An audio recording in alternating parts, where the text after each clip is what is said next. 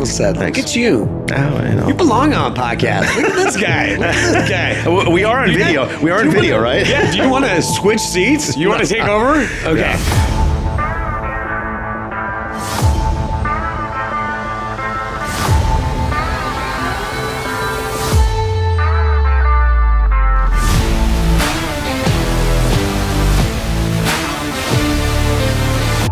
Thank you for joining us on Evolve Your Brand podcast. Today, I have the one and only Tim Yates, founder of the 10 Group and Legal Docs for Less. Tim, thank you so much for joining us on the podcast.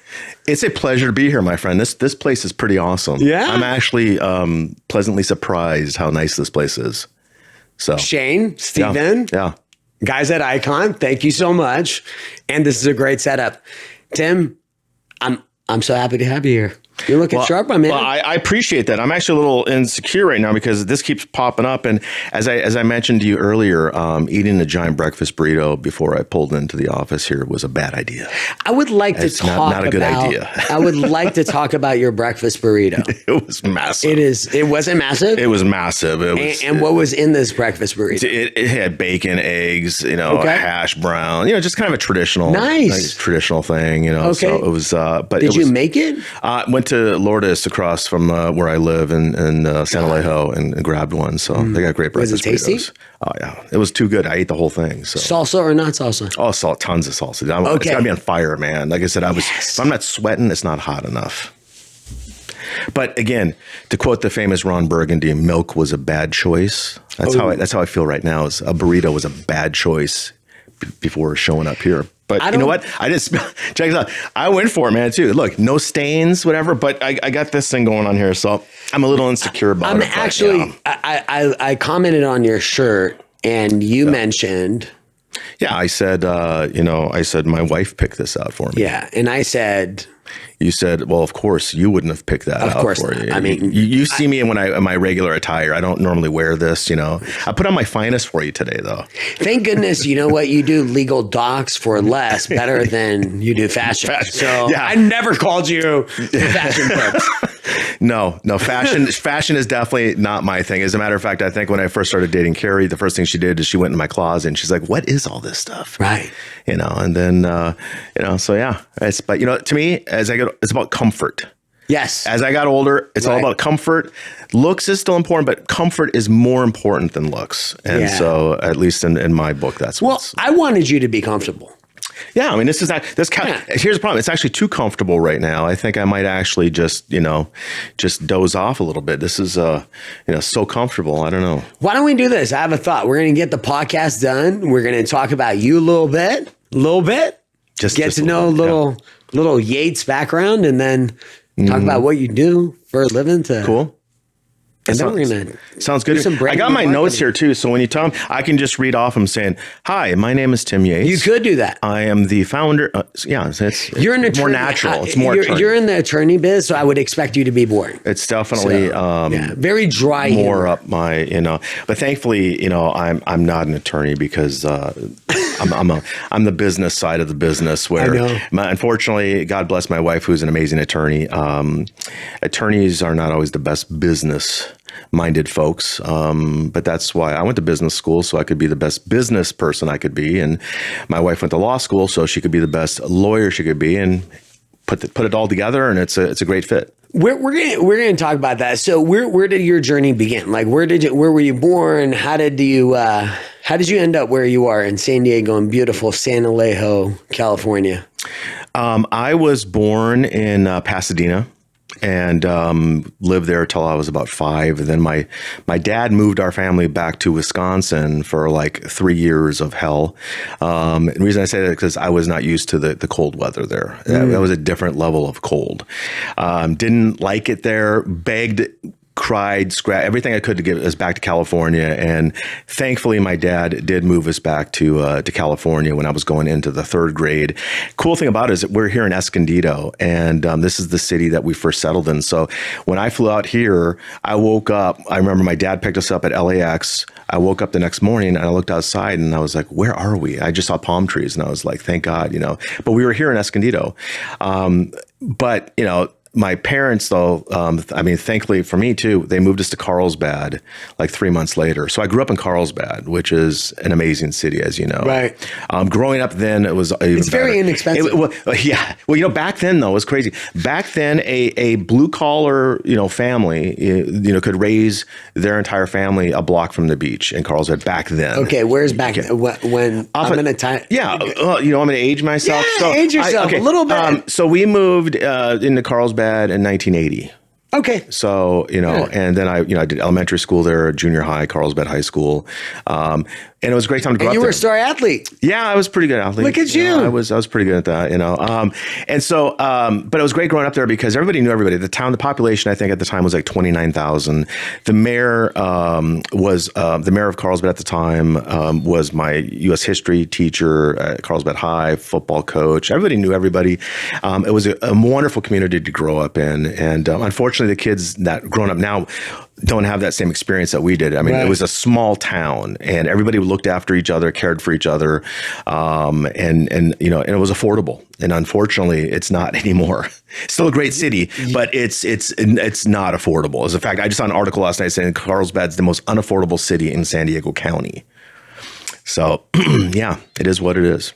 How do you feel about that? The unaffordability of how you grew up in Carlsbad. It makes me sad because so? because there's less opportunities, for people that come from, like my parents, were hardworking blue collar people, and their entire goal was to do whatever it took to help me and my brothers go to college and get education and all those things like that. So they worked very, very hard to ensure that, their kids, could have a better life and go to college and all those things. But going to college still doesn't guarantee a better life. And what we see right now too, here's an interesting thing too. When you look at the medical profession right now in San Diego County, especially the healthcare system, there's a doctor shortage, in a lot of areas. And because when people are coming out of medical school, they want to move to San Diego. They would love to practice medicine in San Diego.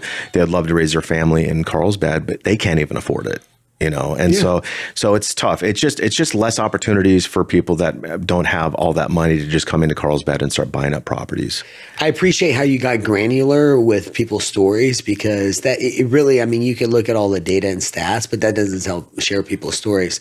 What's the biggest, since you talk about parenting, what's the biggest lesson that you took away from your parents and you applied to your parenting approach? I was really blessed. I mean, I grew up two loving parents, and I have two older brothers that were the best big brothers you could ever have. They really looked out for me. They taught me. They're just great people, and I'm very close to my brothers to this day, and I'm blessed to have that. A lot of people don't have that close knit kind of family, and I still do. So I was blessed to grow up, and they were my idols. I looked up to them, and they were really great athletes, and so it was just really a great thing to grow up to see that. And unfortunately, I wish more people could have that opportunity. Definitely helped me out. I mean, the challenges in life, the things that we all go through, having that family made a big difference in my life. Yeah. What are your brothers' names? Grant and Kevin. Grant and Kevin. Yeah. So great job, Grant and Kevin, being great older brothers. Yeah. I wish my sons got along. Just throwing that in there. Guys, if you watch this episode. Yeah.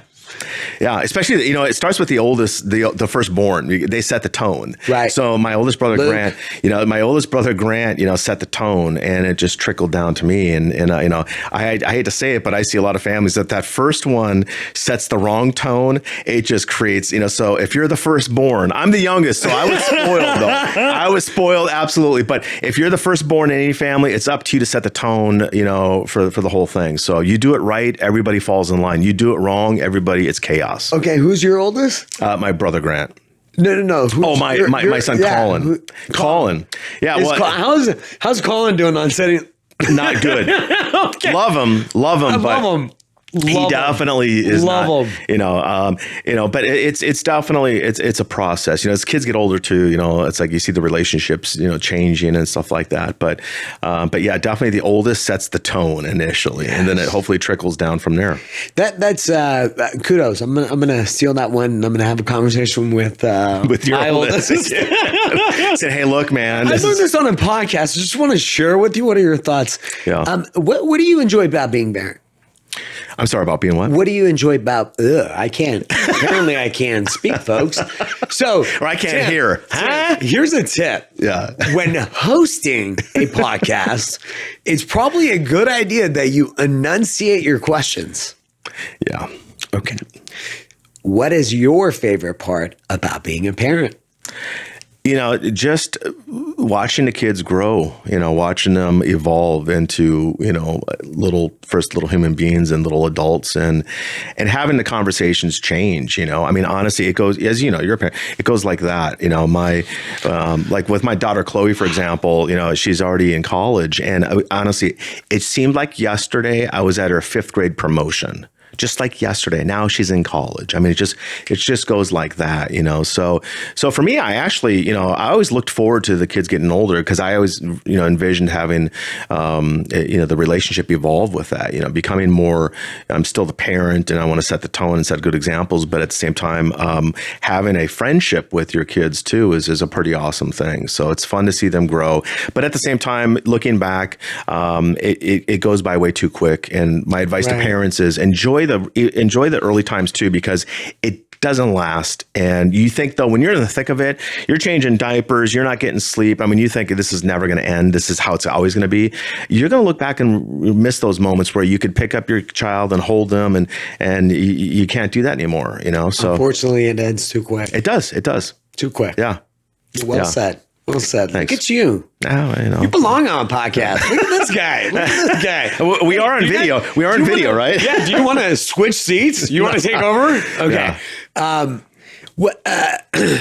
Books, education. Like what are you passionate about? Your personal development, personal growth. What do you do to get better every day so you can make an impact? Well, it's interesting when it comes to books. Here's the thing. I learned early on that I need to. I like to read history books. I like to read books and I got that from my dad. Learning about World War I to Korea. My dad was drafted, and a lot of my uncles fought in Korea. A lot of family members that were in the army. So like history, military stuff, was always fascinating to me. And so I started reading a lot of those books. What I realized though, when I started reading like business books, the first business book that I was introduced to was Napoleon Hill's Think and Grow Rich. So that was like my first business book. And I remember getting excited. So the problem I have though with reading business books is it gets my brain going and I can't relax. So if I try to read a business book before bed, I won't go to bed because it gets me all fired up and excited. And I start coming up with ideas and I start writing things down and I can't relax. So I realized that if I want to relax and just escape, I'm going to read, a good book like In Retrospect by Robert McNamara, who was our Secretary of Defense under Kennedy, talking about the Vietnam War. And so I read those kind of books because they actually reading more books relaxes me. My wife thinks I'm crazy because she's like, you watch all these these movies, on war and stuff, and here you are relaxing. And I'm like, it just helps me kind of calm down a little bit. So I get it. But when you think about war, the art of business, all those things come into play. So it does kind of, coincide with understanding how to create better plans and understand the mistakes that are made, with those. But thankfully in business, most of the time you're talking about, making a mistake, it costs lives. You make a mistake, it can cost you money, right? But it's not costing you lives. So that's a big thing. Yeah. It's fascinating that you made a comparison with history and business, because I think war and battle has become business. The business world has, what are your thoughts about how cutthroat it is out there right now? And that's the thing. Honestly, I don't like it, from the standpoint of this is I just see, and I always think to myself too, someone told me too, Tim, you're too nice to be really, really successful in business because you're not cutthroat. And I'm like, I stay true to who I am, and to me, success isn't about, I realized early on too, success wasn't about how much money I made. Success was how I felt. And my journey in business over the last 25 years, I've had some successes and I've had a lot of failures. And I realized though that even when I made the most amount of money, it didn't always mean I was the happiest. In fact, a lot of times the more money I made, I was not as happy. And so I realized that money wasn't my motivating factor in business. Just like with Think and Grow Rich, there's a lot of passages in the book that talked about, obsession with money. You got to have money money, this, da, da, da. But it never got me excited. Money doesn't get me excited. Just having a nice, like my stress level now, Oli, is like, to me, success now is having my stress level down here, having a nice work balance in my life, feeling like I'm making an impact in people's lives. That's more important to me. Living simple, living clean, and to me, that's success. What was the what was the profound moment that you had that you came to that realization? Well, in 2008, there's a little market crash happened, and what happened? I know, it was just a little banking crisis. Was it? Happened. Yeah, I know, just a little blip. Nothing too important. But just cutting right to the chase, I did a TED talk about this years ago. I was invited. I was fortunate enough to do a TED talk about some successes and failures and stuff like that. But just cutting right to the chase, I lost everything in 2008. 2007, I was in a position where I was doing very well financially with some businesses and had a lot of great things going on. And then really overnight lost it all. I mean, I was wiped out. But you know what? I realized I wasn't really that upset. I like losing materialistic items to me didn't make me upset. What made me upset was more of like, I love to build things and create solutions to problems and build business systems and help other businesses become successful. So that was the part that made me sad, where I wasn't able to work with the businesses that I was working with at the time. Everybody kind of went out of business, Right. But I realized that the money thing wasn't a big deal. I just brushed myself off and realized that if I just continue to focus on things that I'm passionate about, income will always happen, and you can build it from there. So that was a big thing. When losing everything made me realize I didn't lose anything. Actually, I gained. I learned so much from that experience. I also think too, it taught me, before that, I was very afraid of losing. I was afraid of making mistakes, and I think that was the best thing ever, is like, telling my kids now, here's the best advice I could give any young entrepreneur. See, I can't speak right now either, is don't be afraid to fail. In fact, fail numerous times, because you're going to learn so much more through failure. When you don't fail, if everything goes by smooth in life too, you don't learn anything, and a lot of times too, when it comes to relationships and things in your life, a lot of times, unless your feet are held to the fire, you don't grow, you don't change. The worst thing that can happen to people is not having any hardships in their life, because they don't grow from just having an easy keel life. Everything's just handed to them. Did you just really throw that grenade out there, and we have to transition? I guess. I don't know. And we have to transition? We have to transition? You're just going to... I don't know. Yeah. You articulated that beautifully, and I think our youth getting challenged and understanding the world is a hard place, and not everything is you're not entitled to anything. No one owes you anything. And as an adult, unfortunately, I learned we like to learn the hard way. Man, how many times do you want to punch yourself in the face? Yeah. So I appreciate the insight and giving words of wisdom. I think experience allows you the opportunity to be able to share that knowledge, say, hey, here's what. Yeah. Here's how I messed up, and better. 52-year-old Tim could definitely give 22-year-old Tim some great advice. Oh, man. And I would like to think I would have listened to it and followed it, but I can't guarantee I would have. I know. 22 years old is just too young. So yeah. You live and learn. That's why I guess that's where this phrase came from, live and learn. Yeah. So Tim, where did your passion come from? So the 10 group, but mainly we're here for Legal Docs for Less. Where did your passion come from? I know Carrie is an attorney. Yeah. So can you kind of talk to us about what your passion and purpose is today, and what you're doing to make a difference in the community?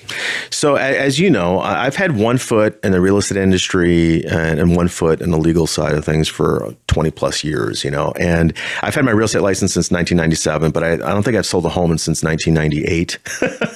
Really? Yeah. Okay. Well, so I've had my license, but I've always been involved in the real estate industry. I love the real estate industry because of just the entrepreneurial component of it. Everybody, small businesses, and I love that environment, right? So I worked more on the management side, consulting side of the industry, coaching and those kind of things like that. So I wasn't actively out there doing open houses. I did those, the first couple of years. I kind of did everything that a real estate professional would do, because I wanted to learn all the ins and outs of it. I figured if I wanted to be in this industry, I want to learn every component of it. So if I end up finding myself in a position of leadership where I'm leading a firm or I'm leading a team or whatever, I want to be able to let them know I understand what they're going through. So I've always, and then with my wife Carrie, watching her, build, her legal practice, seeing her work with clients, especially on like estate planning, was something that I thought was really cool. Watching people put together an estate plan, and then learning about what happens when people don't have an estate plan in place, seeing what happens to families after they lose loved ones. That's tough enough, but then having to go through what they call the probate process was an absolute nightmare, and it actually scared me. And I thought, wow, that's a really horrible thing. If I could ever get involved in a business one day where I could help people avoid that, that would be something really, really cool. So one thing led to another over the years, and I found myself in a position where I had an opportunity to become a certified legal document assistant in LDA, which I could then specialize in like estate planning, creating legal documents for clients. And my vision for the firm has always been a full service legal firm where we could help clients in all areas of the law, but specifically I loved estate planning, because that was something I felt like I could help people avoid things after, before the fact, versus when people get into legal trouble, something already happened. So then they need advice after the fact. So for me, it was about creating a business model that, number one, first created education. I wanted to educate people on what is estate planning, why did they need a trust, what's the difference between a trust and a will, what is probate, what are all those things, and then make it affordable. As long as the cost matches the value. Yeah. That's how I assess everything, and as long as the cost assesses the value. And here's the incredible part about you: like every person that I've ever connected with you, when they meet you, they're always asking, "Hey, who's your buddy that does the trust thing?" And that really speaks highly of you. So I want to thank you for that, because like, I'm better educated to help families. Like the families I help mean a lot to me. Yeah. So to me, like if I'm going to help them with financing their biggest liability / asset, I also want them to be protected, because everybody talks about legacy. It's all about legacy. It is. So I really, really appreciate all the insight. Now let's jump to what really you talked about, more education. How are you going to do that? How are you going to get the message out? Because for us, we get our message out with this podcast, with video, with content. How is Legal Docs for Less going to get its message out? It sounds like you guys do organic already. So what does the future hold when it comes to branding and marketing? So two things. Right now, the biggest thing that I've been doing over the last couple of years is I love to partner up with the right, real estate professionals, whether they're amazing loan officers like you, amazing real estate agents and brokers out there as well. What I do is I team up with them, I make them a co-host, and I do 30-minute educational webinars where they can invite their farm, they can invite their database, their SOI, and we'll do a 30-minute webinar. People can log in from anywhere they're comfortable at and learn about trust, wills, probate, all those things. So I create a 30-minute educational webinar. It's a perfect amount of time where people don't get bored. They get enough information where they can make some informed decisions. So what it does is it also allows our real estate our partners to have a good reason to contact their database, to say, look, if I look at my database, the majority of them probably are homeowners that don't have their homes in a trust. What a great reason to contact them, invite them to a webinar. So what I've done is I created scripts. It's basically plug and play. So my agent partners, all they have to do is show up. I got a little script for them. And I'm not trying to make them estate planning professionals. They're not supposed to do that. They're not supposed to give legal advice or anything like that. We're just giving them information. We're giving information to their clients that they could a lot of times find online, but we break it down in a way that they understand it and helps them make some decisions. So I do those weekly. I do a lot of those, which I love doing, either like a 12 to 12:30 lunch and learn, or a evening one, 7 to 7:30. So that's the main way I've been doing this. But I think moving forward, forward, being here, seeing what you're doing, these things. I want to go into that next realm of saying, hey, look, I do need to get more out there in front of a camera and microphone and do those kind of things. So it's time to do that. And that's why I think I have to invest in some decent suits to wear. Yeah. Well, I mean, Carrie, she'll love to take you shopping. Yeah. And I wanted to let you know, you do not have a face for radio. Your mom is wrong. That's my dad, actually. My dad said. Was it your dad? Yeah. Dad. Yeah. Dad. Look at this beautiful man. He's awesome. Yes. You belong on the camera. Thank you. The camera loves me. I love the camera. The camera loves you. The camera loves you. I don't know about that. I don't know about that. We'll see. I'll see what this looks like in a replay. Oh, we're gonna have some fun. So Tim, you crushed it. You crushed it. Thank you. I can't thank you enough for, especially when it comes to protecting, families. I just think homeownership is the path. That's where you really, all of us work hard. COVID helped everybody understand how important homeownership is. And now we're talking about something that actually is like let your voice be heard. Yeah. When you're not here. I think that's the best way I can sum it up. Where can our audience find you? So, and that's a great, question because, for me, outside of just saying, hey, go to the website, legaldocsforless.com or the 10 group, the 10live.com, we need to make it more accessible. Right now, honestly, how it works is I feel my phone buzzing in my pocket right now. And everybody that calls me is a referral, from a client or somebody I've worked with. So nobody goes and finds us, on the internet or goes and finds us in advertisement, which is actually, I like that. But at the same time, I realize that we have to do more of that. And I got to team up with the right people in this area with more knowledge like you have in these doing podcasts and getting information out there. So right now, to me, it's if you know somebody that knows me, you'll get my number. Yes. So this is one of the places where you can get Tim Yates' number. Such a caring person. I really, really appreciate your educational approach to entrepreneurship. It really is about relationships. I would champion the fact that you get your voice out there, you get your message out there, because it is very powerful. It will help people. And like you said, we're the frontline defense for families on making sure that they understand and are educated about trust and wills, because doing the money side of it, the last thing you want any family that you've helped is to deal with probate. Yeah. It's just a nightmare and no one wants that. So thank you so much for joining us. Tim, you absolutely crushed it. Thank you so much. Thanks, Owen. Before we wrap this up, I'm going to do the 60-second rapid fire. I'm just going to ask you a whole bunch of questions. Coffee or tea? Man, I thought... Coffee or tea? Coffee. Coffee or tea? Coffee. Dog or cat? Cat. Cat. Okay. Favorite food? Pizza. Pizza. From where? Oh, boy. Probably Knockout Pizza in Carlsbad. Knockout Pizza? And what do you get? Just a very normal New York style thin crust, pepperoni, just kind of old school, just a little crunch. Let's go. It's good. And what do you have with what are you drinking? Usually an ice cold beer. Oh, look at you. Hey, I'm very traditional. It's good stuff, man. Good stuff. All right. Not good for the calories, but good for the taste buds. Cool for your figure? Yeah. What's your favorite sport? Football. Nice. Favorite team? LA Rams. LA Rams. Okay, good. Good. I'm glad you didn't say the... No. What's your favorite book that you've read recently? I just read a book, and I'm just drawing. It was on SEAL Team 6. It was a military book. So a member of SEAL Team 6 wrote it, and so I'm trying to blank right now. You stuck to your history. I did. You're just the hardcore going. Just a great book. Netflix. Yes. What do you binge watch? What last thing you binge watch? Suits. Yes. Okay, I saw it for the first time. I saw the commercial. It looks so intriguing. I gotta watch the show. It's a great show. I gotta watch the show. Favorite beach in San Diego? Probably Tamarack and Carlsbad. Okay. Yes. And then last but not least, what is one thing everyone in the U.S. needs to know about San Diego that you don't want to share? We have horrible Mexican food here. The worst Mexican food in the country.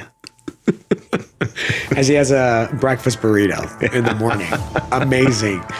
The one and only Tim Yates. Thank you so much. Appreciate having you on the show. It's an honor to be here, my friend. Thank you.